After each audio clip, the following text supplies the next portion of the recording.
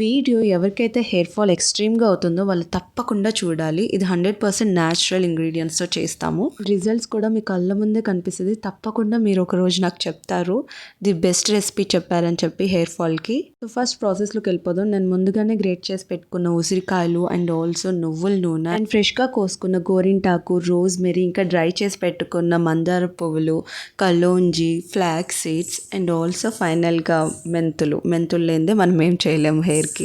ఫైనల్గా కరివేపాకు and also coconut oil 1 litre తీసుకున్నాను నేను coconut oil and also sesame oil కూడా యూస్ చేస్తున్నానని చెప్పాను కదండి. ఇది 1/2 లీటర్ తీసుకుంటే సరిపోతుంది. ఇంకా మనం ప్రాసెస్లోకి అయితే వెళ్ళిపోదాము. సో ఫస్ట్ నేను కోకోనట్ ఆయిల్ 1 లీటర్ ఆల్రెడీ తీసేసుకున్నా. సో దానిలోకి నేను సెసమీ ఆయిల్ యాడ్ చేస్తున్నాను ఇప్పుడు 1/2 లీటర్.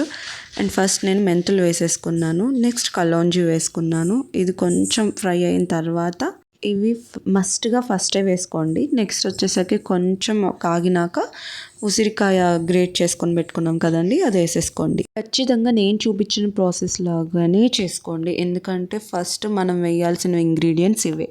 లేదంటే మేము లాస్ట్ వేసిన ఇంగ్రీడియంట్స్ ఫస్ట్ వేస్తామండి అంటే కనుక ఖచ్చితంగా మీ ఆయిల్ అయితే పాడైపోతుంది. అందుకనే ఉసిరికాయ కూడా మంచిగా బాయిల్ అయిన తర్వాత మనం రోజ్మెరీ యాడ్ చేసుకోవాలి. తర్వాత వెంటనే గోరింటాకు కూడా వేసేసుకోండి. ఎందుకు ఫస్ట్ ఆ సీడ్స్ యాడ్ చేసి తర్వాత లీవ్స్ యాడ్ చేస్తున్నానంటే ఫస్టే లీవ్స్ యాడ్ చేస్తే ఖచ్చితంగా లీవ్స్ అనేవి బర్న్ అయిపోతాయి, చాలా ఫాస్ట్గా బర్న్ అయిపోతాయి. అందుకనే మనం ఇవి లాస్ట్లో యాడ్ చేసుకుంటాము. ఇంకా హైబిస్కస్ పువ్వులుగా వేస్తే అంటే డ్రై చేసినవి కాకుండా డైరెక్ట్ వేస్తే కనుక అవి ఫస్టే వేసుకోవచ్చు. బట్ మనం డ్రై చేసి వేసుకున్నాం కాబట్టి అవి కూడా కొంచెం మాడిపోయే ఛాన్సెస్ ఉన్నాయి కాబట్టి లాస్ట్లో వేసుకోండి.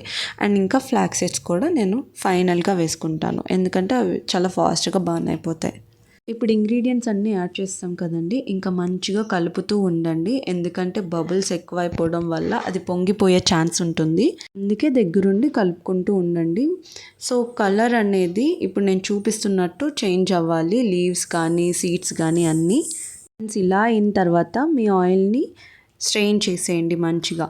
లాస్ట్లో ఒక క్లాత్ తీసుకొని దాంతో కూడా మంచిగా ఆయిల్ని ఎక్స్ట్రాక్ట్ చేసేసుకోండి. అండ్ గుర్తుపెట్టుకోండి, కోల్డ్ ప్రెస్డ్ ఆయిల్ అయితే ఇంకా మంచిది. ఇంక ఈ వీడియో మీకు నచ్చితే please do like, share and subscribe.